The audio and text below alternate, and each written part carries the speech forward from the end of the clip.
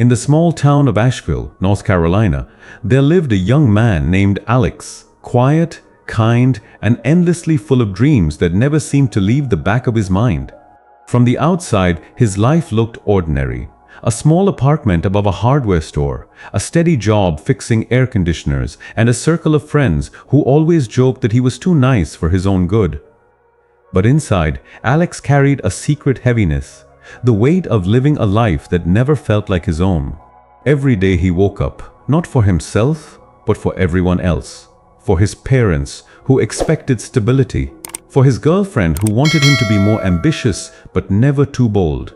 For his friends, who laughed at his big ideas. For his boss, who reminded him that a safe paycheck is better than risky dreams.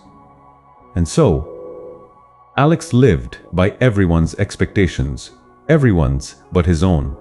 He wasn't lazy. He worked hard, did what was asked, paid his bills. But somewhere along the way, he stopped asking why. Why was he still in the same job after 7 years?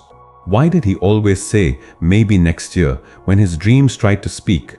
Why did he keep waiting for some miracle, some sign from the universe, to give him permission to begin? One rainy afternoon, while fixing a customer's air unit in an old suburban house, Alex slipped on the ladder and fell. He wasn't badly hurt, but as he lay there, rain splashing his face, something inside him cracked. It wasn't pain, it was realization. He had spent years fixing other people's problems while ignoring his own.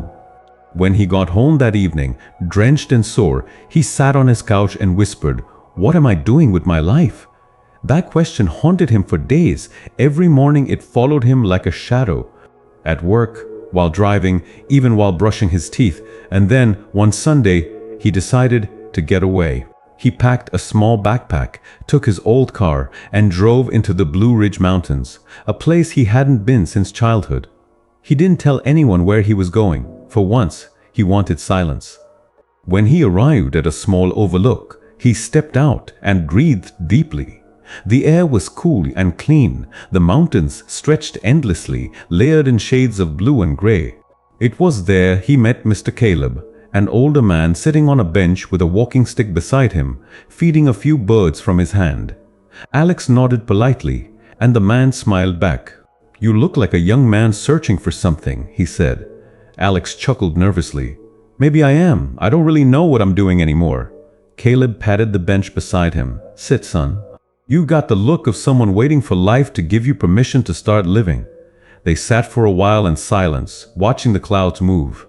Then Caleb said, "I used to be like you, always waiting for the perfect time, the right opportunity, the miracle that would turn my life around.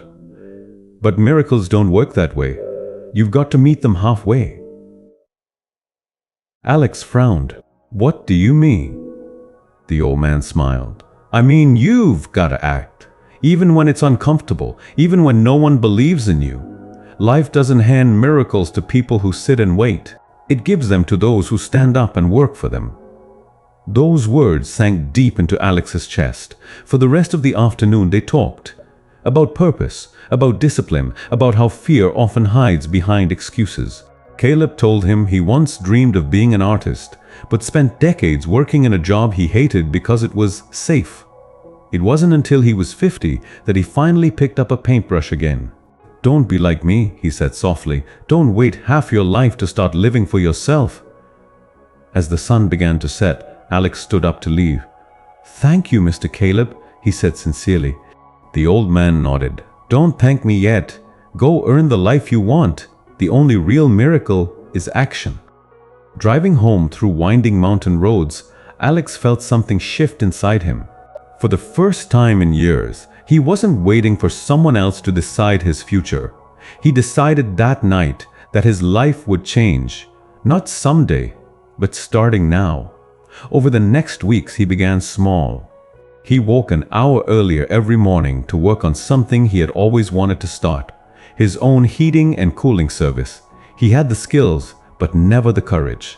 He registered a business name online, Ward Air Solutions. Simple, personal, his own. At first, it was hard. He doubted himself every step. His parents worried he was making a mistake. His boss laughed when he found out. His friends said, "You'll come back once it gets tough." But Alex didn't argue. He just worked quietly. During the day, he continued his regular job. At night, he built his website, printed flyers, and serviced a few clients after hours. Some days he was exhausted, running on coffee and pure willpower. But slowly, things began to happen. A neighbor recommended him to a friend. Then a local store called. Within 3 months, he had more weekend clients than he could handle. For the first time, he saw progress built by his own hands. One night, sitting in his truck after a long day, he thought of Mr. Caleb's words, "The only real miracle is action." He smiled and whispered, "You were right." But life wasn't easy. As his side business grew, his full-time job became more demanding. His boss noticed his divided focus and gave him an ultimatum. "Choose one, us or your little project." It was the moment Alex had both feared and waited for. That night he walked along the river downtown, thinking about everything. His parents' expectations, his bills, his dreams, his fear of failure. And then, for the first time, he asked himself a new question: what if I succeed? The next morning, he handed in his resignation. It was terrifying. He didn't have all the answers, but he had faith in himself, something he'd never truly had before. The first few months were rough. Clients came slowly. Bills didn't wait. But Alex refused to stop. Every time fear crept in, he remembered Caleb feeding the birds, saying calmly, "You've got to meet miracles halfway." Gradually, his name began to spread through town. People liked his honesty, his fair prices, his determination. He treated every customer with respect. One day, a big contract came through. A local motel needed full HVAC maintenance. It was more money than he'd made in 3 months combined. By the end of the first year, Ward Air Solutions was fully booked. He hired a part-time assistant and bought a second van with his company's name on it. When he drove home that evening, he parked on the same street where he'd once stared at the sky, wishing for a miracle, and smiled. He had built his own. Months later, Alex went back to the Blue Ridge overlook. Mr. Caleb was there again, sitting on the same bench. Alex walked up with a grin and handed him a small box. "What's this?" the old man asked. Inside was a shiny wrench engraved with the words, "Action creates destiny." Caleb laughed, eyes watering. "Looks like you found your miracle." Alex nodded. "No, sir. I built it." Friends, Alex's story is not fiction, it's a mirror. How many of us are waiting for the perfect sign, the perfect time, the perfect moment to start? We tell ourselves we'll change when life gets easier, when others believe in us, when the miracle arrives. But the truth is, the miracle begins the moment you do. Stop waiting for someone else to approve your dreams.